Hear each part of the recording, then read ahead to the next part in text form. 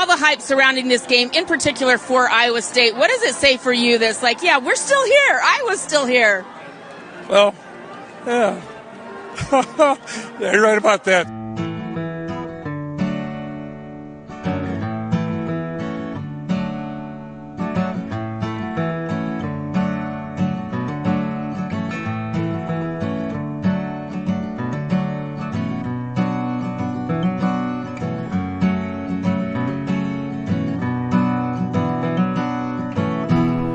Welcome in, Iowa Hawkeye fans, to another episode of the Hawkeye Tailgate Report. I am Luke Myers. Joey and Austin are here as well. And starting the year 2-0 after absolutely dismantling Iowa State this past weekend, the Cy-Hawk Trophy staying home. I think the final score was 27-17. Fellas, how you doing? I'm feeling good. I'm feeling real fucking good. Well, I was at a bar on Saturday with about half Iowa fans and half Iowa State fans, and by the end it was all Iowa fans, so that pretty much should tell you how I'm doing. Yeah, and I tell you what, I think the bar owners were big-time Iowa fans as well, because we got some Back in Black blasting before the game. Then the Iowa fight song was going every time we got a touchdown, and it was goddamn, it was just so fucking awesome. I'll say it. I think they were fair to both teams. They kept on playing that stupid Cyclone song all the time too, and Oh, yeah, they did. That song fucking stinks, okay, first of all. But what a horrid song to have associated to your school. Cyclones don't even happen in Iowa, idiots. Yeah, but no, it was a good time at the bar this weekend. Everybody was roasting Iowa State, it felt like, the whole day. ESPN from the start, once they got Ashton Kutcher, throughout the whole broadcast, throughout the game, when they put up the poll question was, what are the two schools since this date to not have a first-round draft pick? And Iowa State was one of them. It was like a roast of Iowa State for several hours. From the beginning of game day until the end of the game was just, they were cooking them. Like, unintentional. I don't even think it was like, nobody's like, hey, let's roast Iowa State. But just like facts and stats are a roast in themselves. They showed the replay of the botched punt from 2 years ago. When he made his pick, Lee Corso brought out the goddamn statue. And he's like, I brought this out here because Iowa State fans haven't seen it in a long time.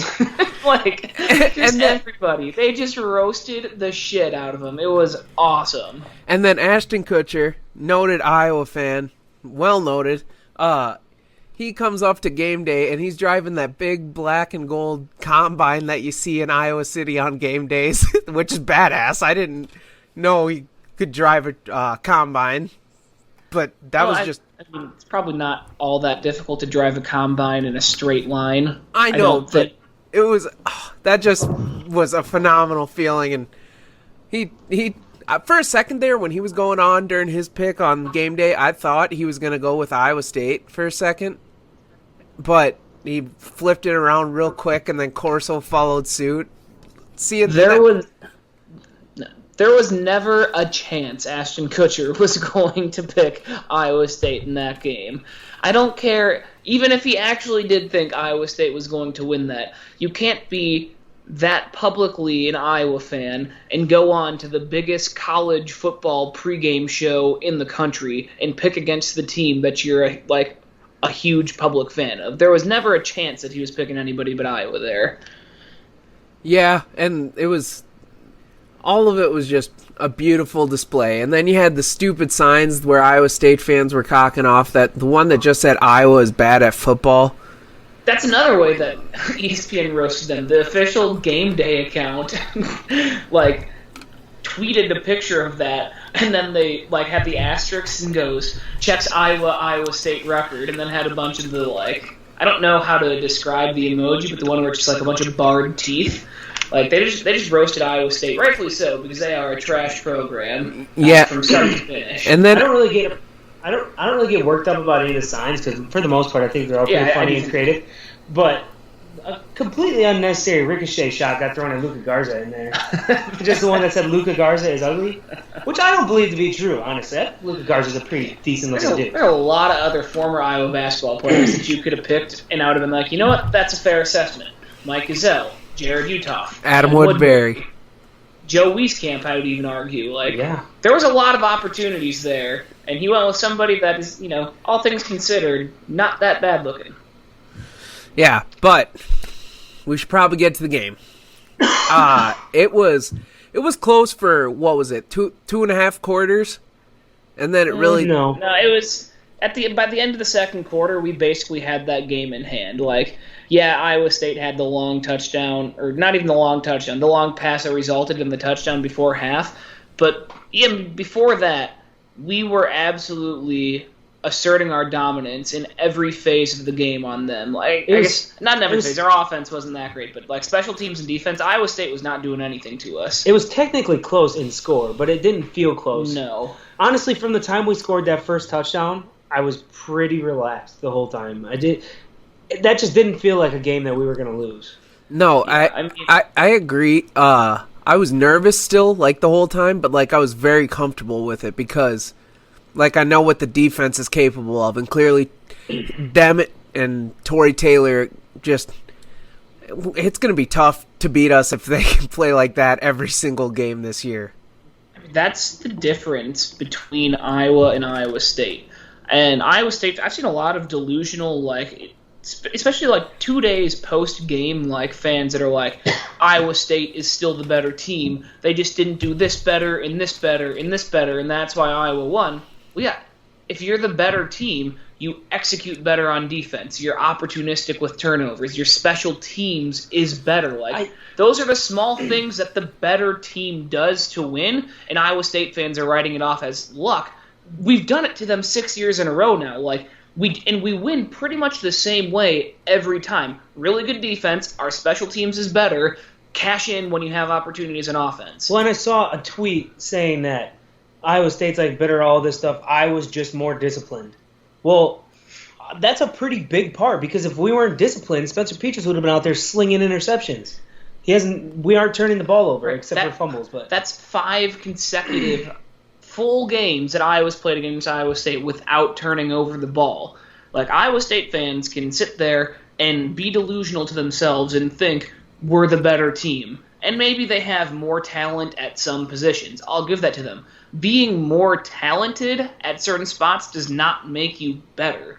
Like, fundamentally, Iowa is a better team. We didn't turn the ball over. Our defense was rock solid. And our special teams, you can other fan bases that are not Iowa, or really just not Big Ten fan bases in general, like to shit on the way that Iowa or Big Ten teams win games because punting isn't sexy. Playing good special teams isn't sexy. What was it, late in the second quarter, or maybe it was the third quarter, when we went 3 and out and punted from our 6-yard line and turned it into a 69-yard punt. Nice. They lost 16 yards in their possession and then had a bad punt, and Charlie Jones had a good return. Those are the plays that define the game. Like, Iowa is more disciplined there, and therefore they were a better team, and the better team won. And the most alarming thing, if I'm an Iowa State fan, after that game is, they just quit. Campbell quit. He pulled Brock Purdy. He pulled Breece Hall. And they were only down 17, which it's a lot of points, but you're still a touchdown onside kick away from being at a 10-point game, could be a 3-point game with a couple good plays. And what's the point of pulling those guys in that situation?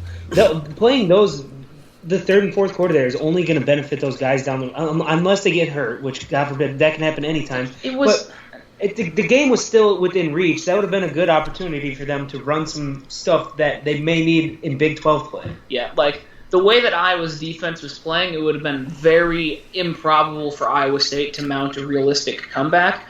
But it certainly was not out of reach to the point that you pull your starters with as much time that was remaining in the game. Straight up, they quit.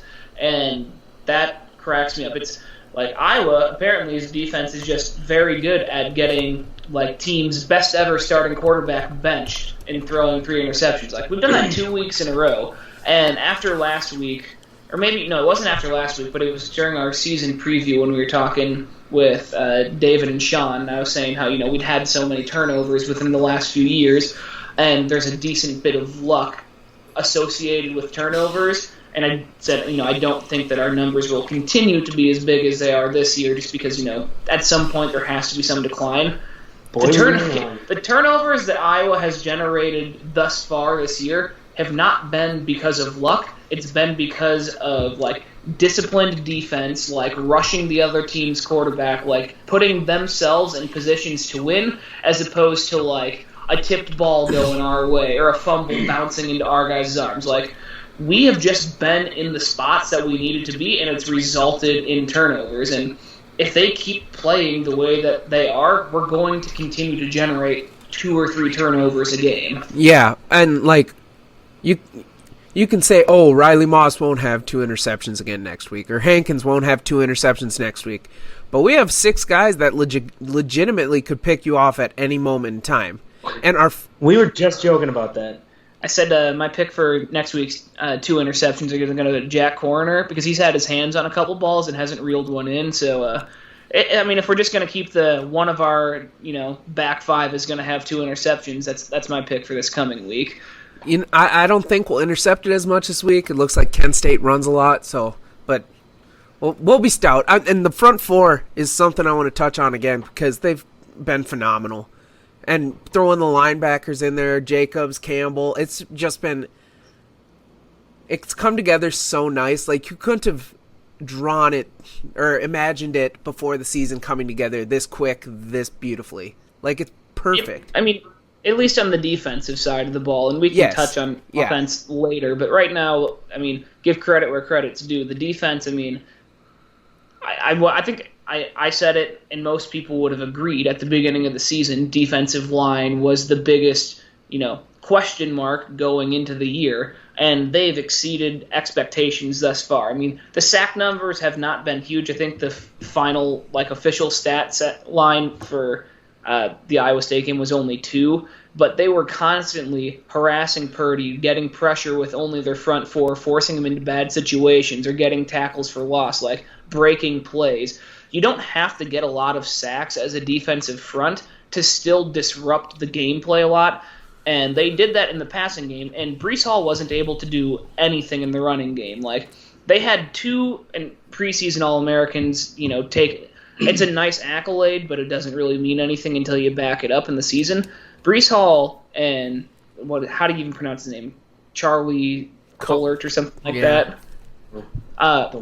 We basically made both of those guys non-factors in that game, and that's just a credit to the defense for coming out with a great game plan and executing it to perfection. And what I really, really love about the defense is, the secondary has been remarkable both games. But there is people all over the place on that defense that are making big plays. Like, Wagner had 2 or 3 big bat downs that were huge at the time. It was early in the game, and there's just people in every level of that defense that are playing out of their ass. Justin Jacobs had a I'm here party. he had the one big pass breakup on the 3rd down play earlier in the game, and then obviously his biggest play was that strip of Hall that turned into the scoop and score. But even just if you look at the way that Iowa is swarming on defense, when he forced that fumble, Campbell was the guy that picked it up. There were 4 Iowa guys around and not a single Iowa State player in the picture. When we're tackling, there's 3 or 4 guys on the ball every time. They're playing such fundamentally sound and good football right now on the defensive side that we will be in every single game that we play this year, because our defense refuses to just get a huge number put up on them. Jacobs is a pro. There's no doubt about that in my mind. He is going to be in the NFL. He is a stud. Absolute stud. Yeah, but the defense as a whole, we talked about it last week, how they're going to keep us in every game, if not win us a couple of games. But, yeah, and national media and whatnot, I've listened to a lot of shows, they say, oh, but the offense, I have a tough time buying into the team because of the offense. The offense did exactly what they had to do. It wasn't a game where they were going to come in and throw for 300 yards, Yeah, so here's my thoughts on the state of the offense as it currently sits. I think there's a lot of kind of things that we need to take into account on them having not put up big numbers. First thing is, we've played 2 very good defenses to start the season. So your expectations should have been tempered in terms of what the offensive production was going to be in those two games, kind of anyway, especially because Iowa State always plays us well defensively. Number two is that for the majority of both of those games, especially in the second half, we've had controlling leads where we didn't have to try to do anything on offense. It was run the ball, don't turn it over, get the clock moving. And so I think that's kind of a big part in it also. And then three, like you said, in the second quarter, when, first quarter, I'll say our offense did look abysmal. Second quarter, we needed to come out and have some drives and put some points on the board. We did that when we needed to. And so, I think that we have the ability to move the ball when necessary. It'll be interesting to see them put it together for a full game, but we just haven't had to so much at this point. And we're not turning the ball over. I guess we had 2 fumbles week 1, but, not turning the ball over isn't a sexy stat, but it's important. So there's a lot of kind of things going into Iowa's offense not putting up big numbers right now. It's in the back of my mind as a concern, but I'm not super worried about it. And I think it helps that our next 2 games are against inferior opponents. So, college football, you don't have a preseason. You need a little bit of time to kind of work out the kinks in your offense. We started with 2 games against ranked opponents. You don't, if you're not playing good but you're winning, you kind of just stick to your game plan and don't try and do too much. I think in these next 2 weeks we'll really kind of show we'll show what we're capable of on the offensive side of the ball. Yeah, and we said last week that Peters literally just had to not lose this game for Iowa. He had to do enough to keep him in it and not make a ton of mistakes, and he did exactly that. They came out. I was upset with the play calling, especially in the first quarter, because they were just running it right in the back of the offensive lineman every time, and it wasn't going anywhere.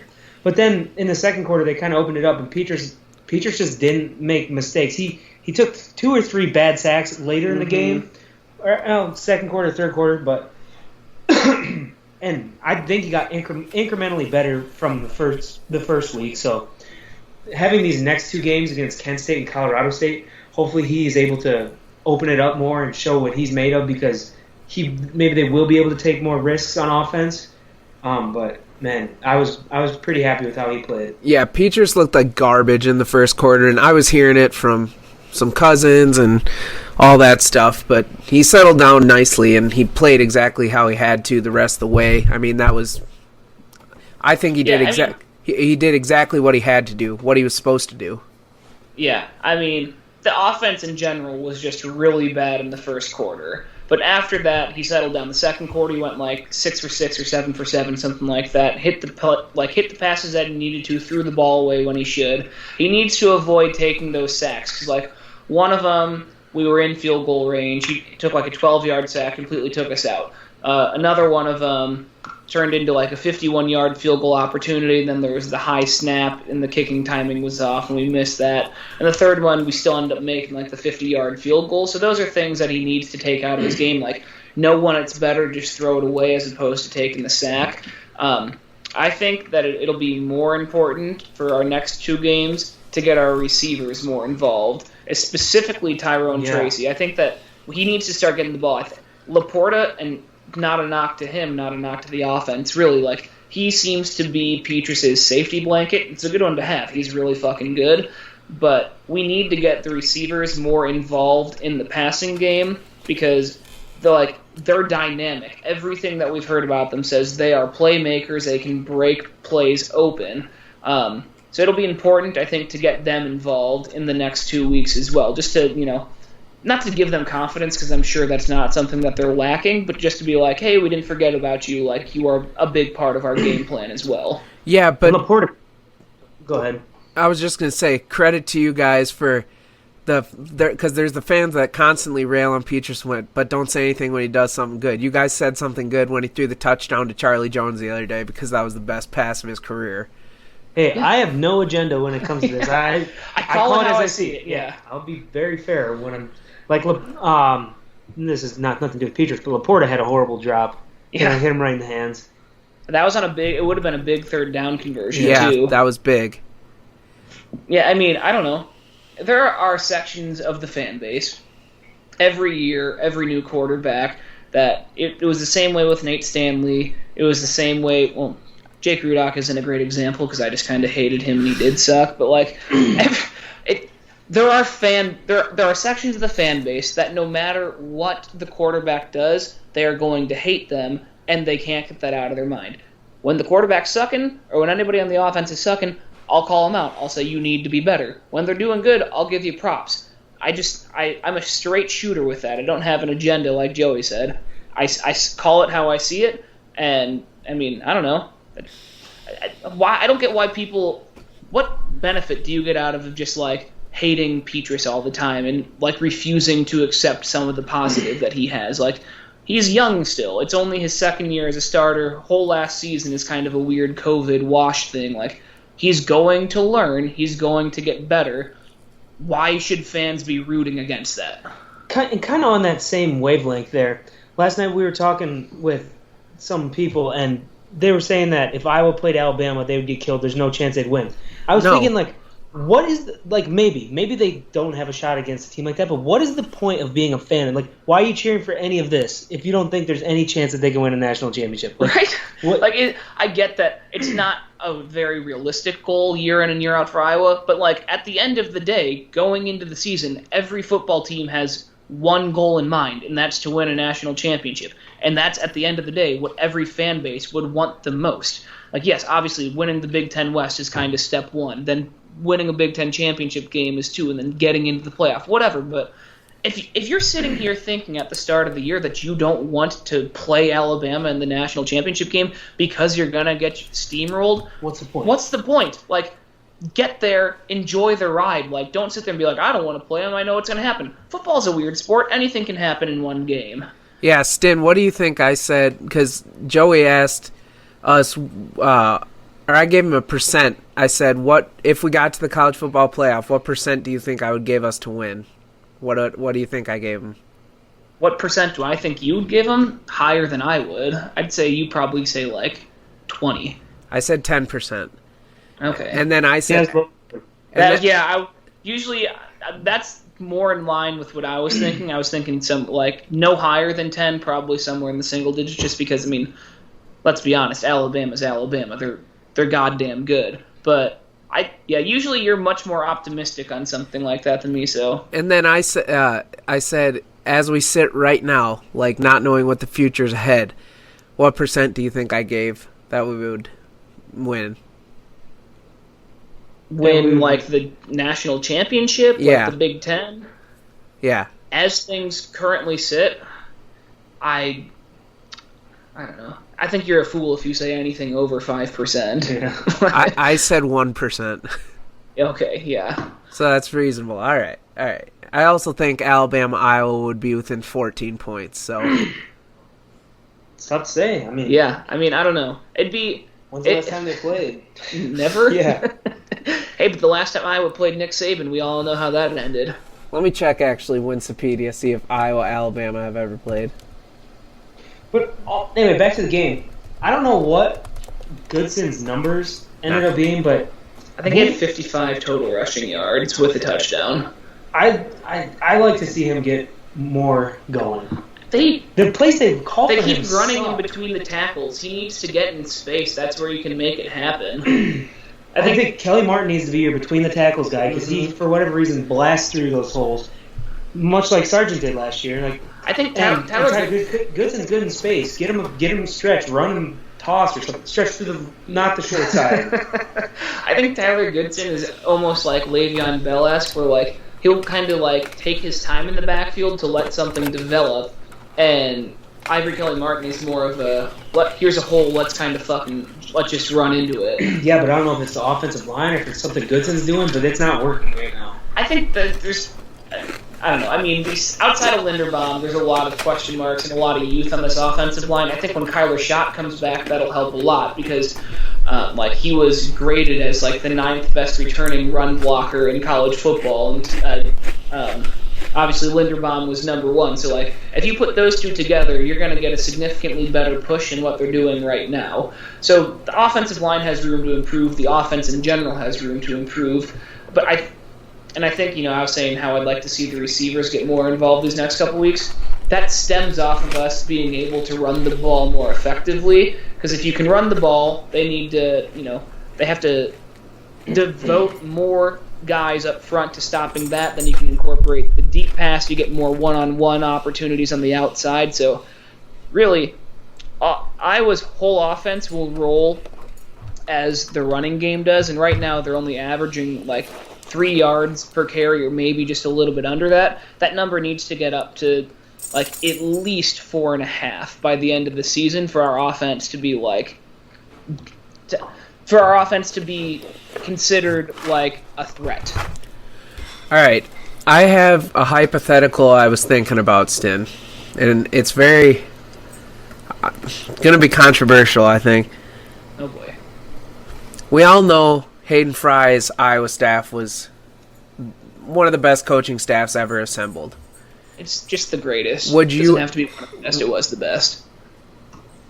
Would you ever listen to the argument that this staff this year is not them, but the closest thing we've had to them? It's gotta be. That wasn't really even a hypothetical. It was just a question. Well, I mean, like I would. I'd say that you could. I don't know. I think that Hayden Fry took his Iowa teams to higher highs than Kirk Ferentz has, but his lows, I think, were worse than what Kirk ever did.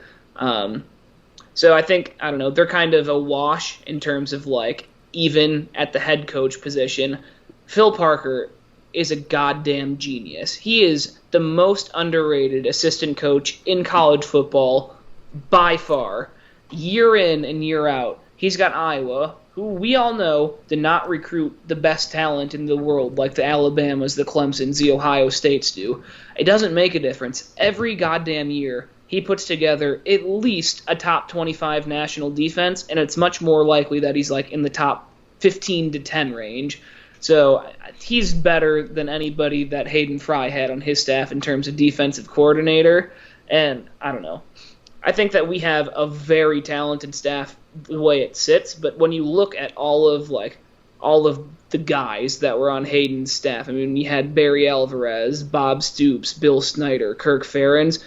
Their head coaching success is going to be better than anything that this Iowa staff puts together, mostly because a lot of the assistants on this Iowa team have just been with that staff for such a long time. They're kind of Kirk's guys. They don't leave for head coaching jobs. Like Phil Parker had the opportunity to take the South Carolina job a couple of years back, and he didn't take it. So I think the legacy of that Hayden Fry coaching staff will be better than what this Kirk staff is. But I think that in terms of the production that they get out of the guys that they have is got to be pretty close. I'm just looking at guys like Kelvin Bell or Seth Wallace, like LeVar Woods. I think all of those guys will move up the food chain eventually to head coaching positions, and I think they could absolutely succeed in those roles. Yeah, it's almost impossible for them to succeed in the same way that so many members of Hayden Fry's coaching staff did. All right. Just something I wanted to bring up. Interesting to think about. But do we have any final notes from this game? Tory Taylor is just a god at kicking the football. So much so to the point where I've seen an Iowa State fan that I know tweeted, he goes, I think Iowa has the greatest punter of all time. He's so good at everything that he does. You need the long booming kick, he does that. You need him to drop a ball inside the 5 and backspin it. He almost never drops a ball in deep and then has it go into the end zone. He always gets it to spin back. And there's obviously some type of skill involved in that. He's in any close game that Iowa plays this year, he is an absolute weapon for us. He will be the difference maker in games for us throughout the rest of this season, and I'm glad that he kicks for us. It'll be big games too, I'm sure. Mm-hmm. A possible top 10 matchup with Penn State looming and Wisconsin still on the schedule. So, all right, we want to preview the game now. the Kent State game, I mean, I'm not sure how many talking points we can have on this. I mean, they played Texas A&M week 1 and lost by 31, and then they played Virginia Military Institute or whatever, VMI, this past weekend and won 60-3 or 60-10 or something like that. So, I mean, it's tough to say exactly what they're about. They've been running the ball a lot, and they give up a lot of rushing yards. It's basically what I got. Yeah, I mean, if this game is even remotely close, we'll have problems. I am not like that. We should beat the socks off these guys, and it's not a knock to their program. We're just like we're a far superior team. This should not be close. We should be able to have our second stringers in by the fourth quarter, and I hope that's how the game goes. Like, let's put up some points, figure out what we need to figure out on offense, try to avoid some injuries, and get out of there with a win. Because the only bad things can happen from this game, essentially. So, I mean, don't overlook them, obviously, and I don't think Iowa has a tendency to do that as a program anyway, because, like, you saw how Texas A&M barely beat Colorado. They fell in the rankings. Notre Dame needed a game-winning drive to beat Toledo. Like, we just can't have a lapse like that, and we should be fine. Iowa's 22.5-point favorites. That's a lot of points to cover. You want to hear a funny stat, though? So Oklahoma is bigger favorites over Nebraska this coming week than Iowa is against Kent State. That's how little Vegas thinks of Nebraska as a program. Well, they should. Like, that's absurd to me that they're giving Oklahoma more points against a Power 5 school than Iowa, ranked number 5 in the nation, gets against Kent State. That's wild to me. I'll probably take that too. I mean, Nebraska doesn't have much fight. Once the ass kicking starts, it ain't gonna end. Yeah, that's gonna be a tough day for them in Norman. All right, I'll be very happy.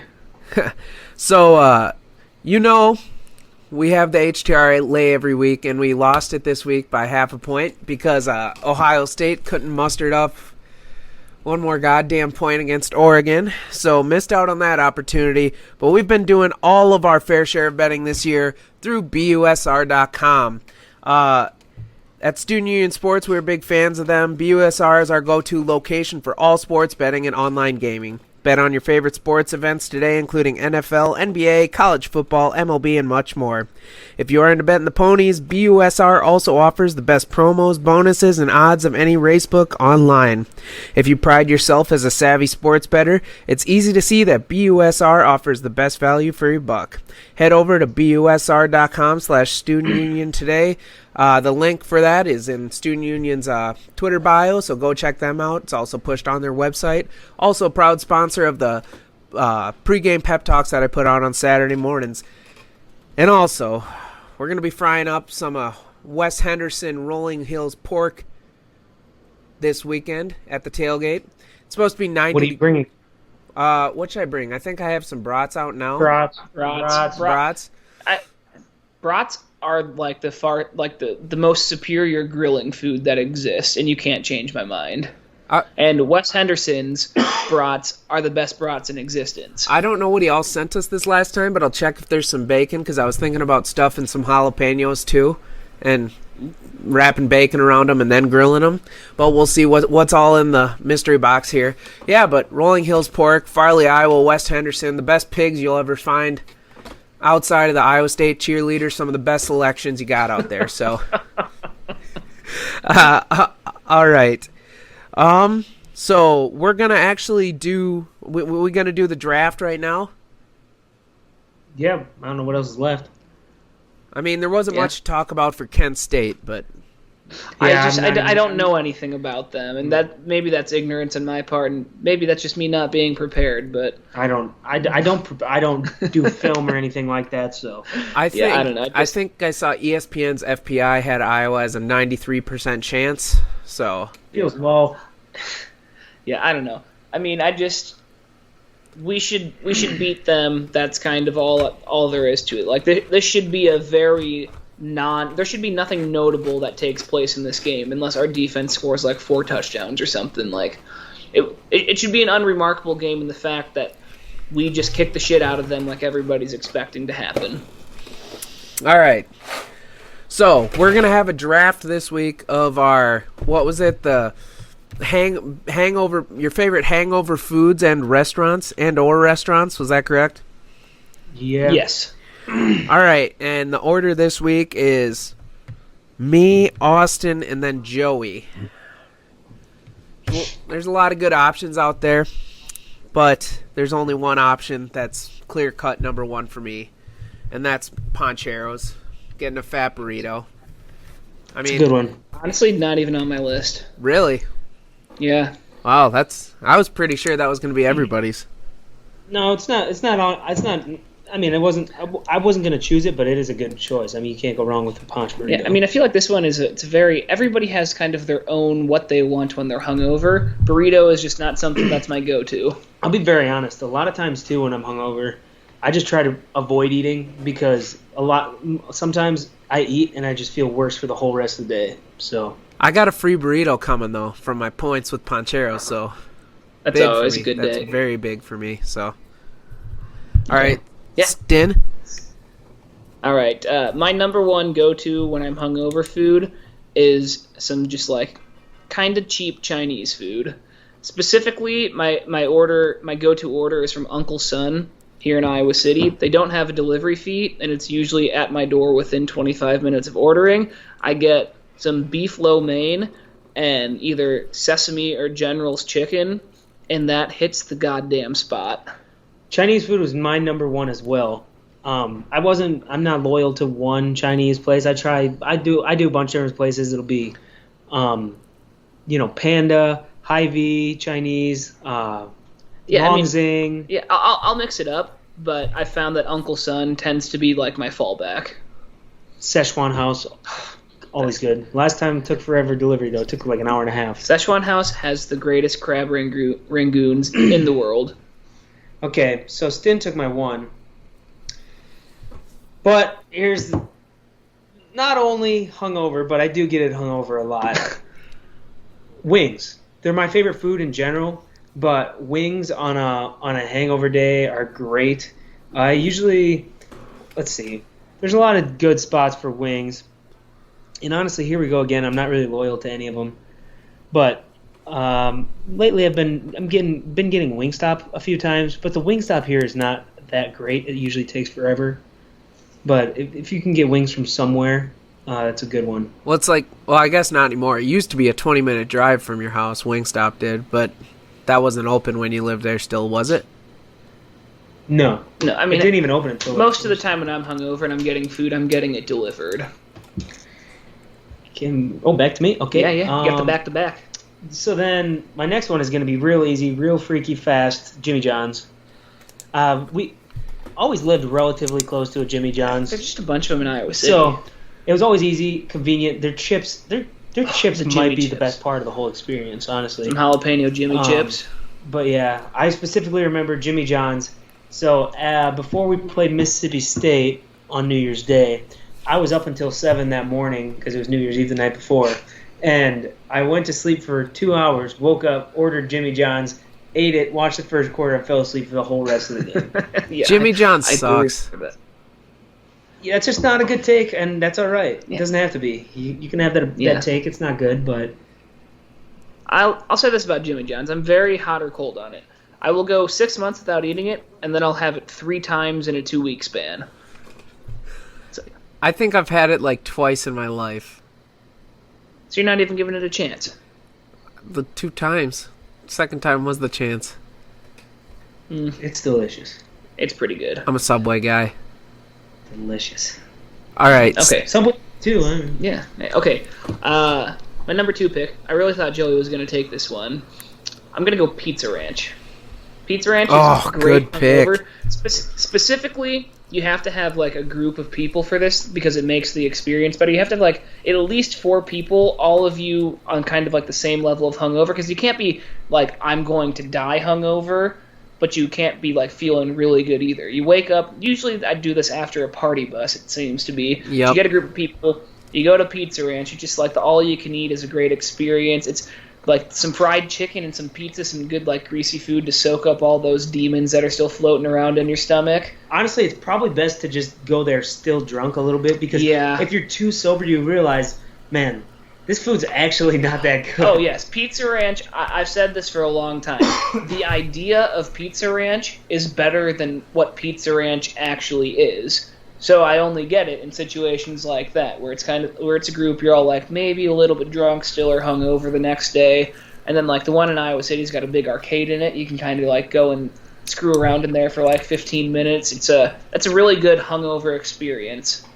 The only other acceptable time to eat at Pizza Ranch when you're sober is Fat Tuesday. For all my religious folk out there, you have to hit a buffet on that day, some type of buffet. And then an absolute move at Pizza Ranch is getting a cup of ice cream on the way out the door. No. You put the ice cream on top of the cactus bread. Oh yeah, that's a move too. All right, Luke, 2 picks here. 2 picks.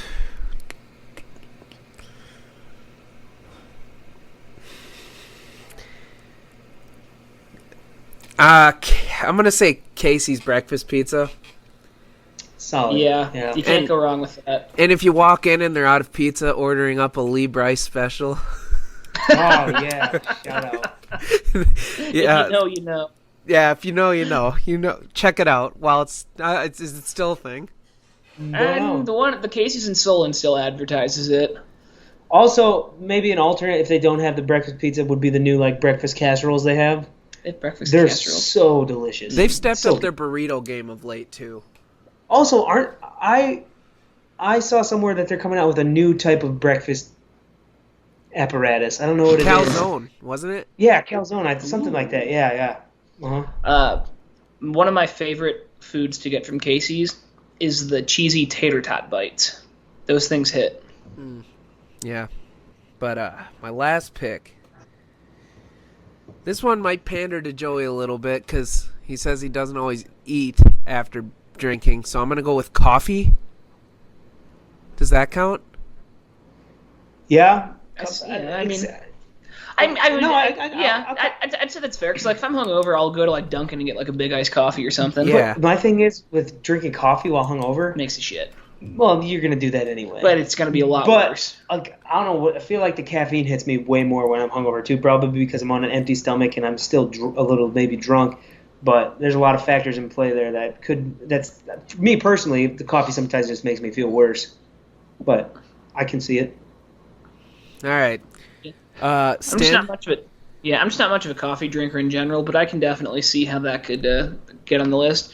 This one comes to us courtesy of Paul Myers, an absolute legend of the game. A chocolate shake from McDonald's as a hangover cure. Oh, I didn't know we were going hangover cures. Well, I mean, I feel like you don't want to keep the hangover. It doesn't have to be a cure, but that can be a go-to when you're hungover type of thing. If you're trying to get right, it's a food or a drink thing that you're getting while you're hungover. The famous, world famous Bryce McAndrew once said that to beat any hangover, you just have to drink a spiked Arnold Palmer. Fancy I think that means just getting drunk again. I don't know if that's what he means, but. And then Joey, the last pick.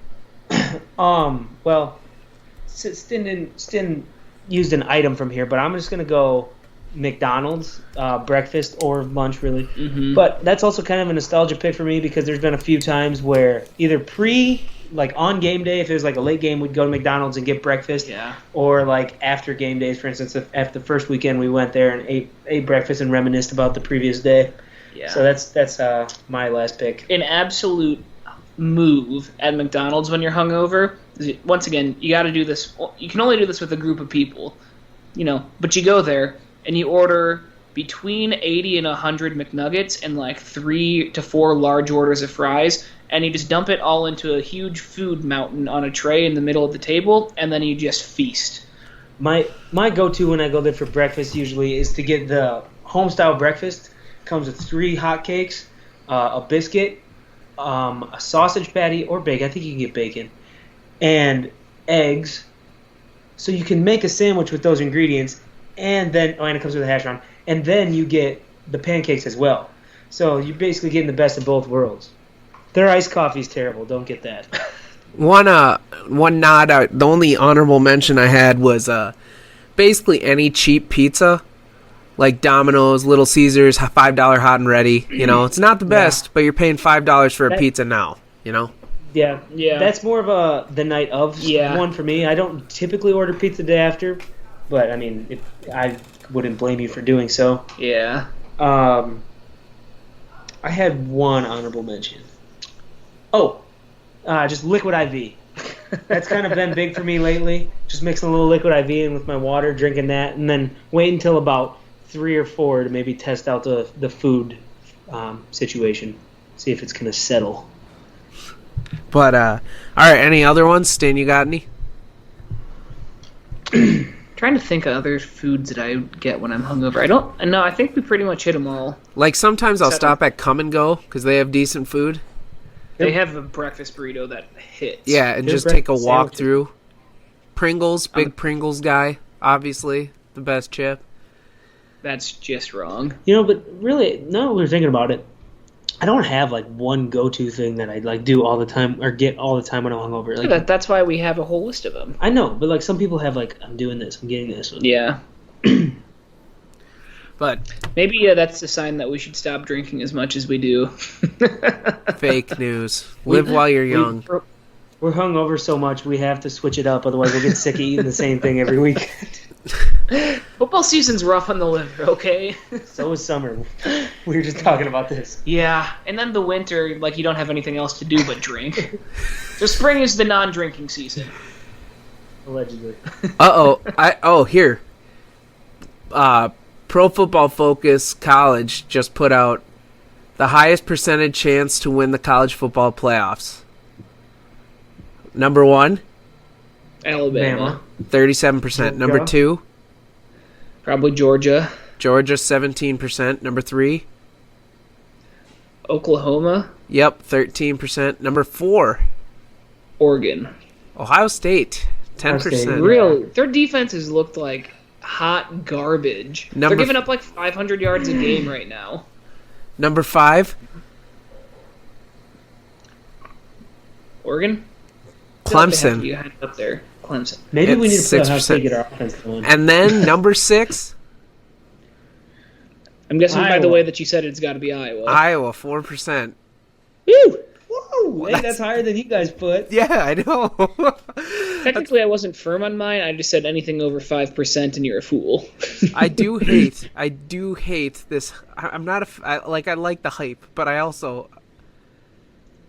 I think that the hype. This group feels like the type of group that's not going to be shit. They feel like the hype will just fuel them. Mm-hmm. And I mean, like they got a swagger. It's real too, though. Like it's not like we came in. It's not like we're coming off of a 2015 season where we performed so well and then we had a huge amount of hype going into the season. Like, we're coming off a year where everybody forgot about us because we lost our first 2 games that season into a year where both of our first 2 games are against top 20 opponents, one of them top 10 on the road, and we beat both of them handily. Like, you should be able to, like, love the hype that we're having because we've earned it to this point. I'm not saying that it's going to continue, but if you look back through our last 8 games, we've won all 8 of them, all against Power 5 opponents, 7 against Big Ten schools, 1 against Iowa State, and we're winning by an average of like 22.5 points. That's the shit that Ohio State and Alabama do to other teams. Iowa's doing it, but people don't care that much because it's Iowa and we're not a sexy brand of college football. But what we're doing dating back to our winning streak, last season, should not be overlooked because we're winning in a more convincing manner against like bigger teams than we really ever have done. Okay, one final note here I have that kind of happened recently. I don't know if you guys saw it. The USC fired their coach. Yeah, I did see that. So I was still thinking about that ass kicking that we gave him in the Holiday Bowl. Iowa State's going to lose how many players? It's going to be another rebuilding process. Just saying. I'm not saying, I'm just saying. So. What? What's that have to do with Iowa State? Campbell, man. When the Premier He's not going. He would fit in better in like the NFL or an SEC program than in the West Coast. Just saying. It's a big brand, at least. Oh, Yeah. here. Who's this guy? Let me see. Because he has a list of top candidates for USC. He's just going to choose it. He has a check mark. Hold on. National College Football and Basketball Reporter for Yahoo. Early list for USC: James Franklin, Matt Campbell, Bill O'Brien, Luke Fickell, PJ Fleck. PJ Fleck can get fucked too. He's just choosing like a bunch of good coaches. I mean, I think Luke Fickell is probably the most likely there. Greg Schiano was on this list as well too. The Schiano man. I don't think anybody's paying the Schiano man more than Rutgers is willing to pay him. Well, he's Rutgers' knight in shining armor. Yeah. But all right, you guys got anything else you want to touch on? Otherwise, we'll wrap it up. So I asked Space Cowboy if he had any thoughts. He was very brief for this week. His thoughts from Space are: Iowa State can suck my ass right after I shit. That's Love it. Love it. Yes. If you're listening to this, tweet at David Eicholt and tell him to follow me back. Tell him this is his last warning, otherwise I'm unfollowing him. Woo. All right. Gloves are off. Yeah. Does he follow you, Stan? Yeah? Probably not, actually. I don't really give a shit. He's too big for us. Us little guys. He follows me. Pity follow. Whoop-de-doo, Basil. All right. Well, if we don't have anything else, thanks for listening to another episode of the Hawkeye Tailgate Report. You can subscribe to the podcast on Spotify, Apple Podcasts, and Podbean. You can follow the show on Twitter, Instagram, and Facebook. The Twitter and Instagram is HTR_pod. Our Twitters are Myers_Luke, Joe Mama 2196, and Myers Austin. It's a Hawkeye State, everybody. Let's take care of Kent State this weekend and keep moving on. Go Hawks. And fuck Nebraska.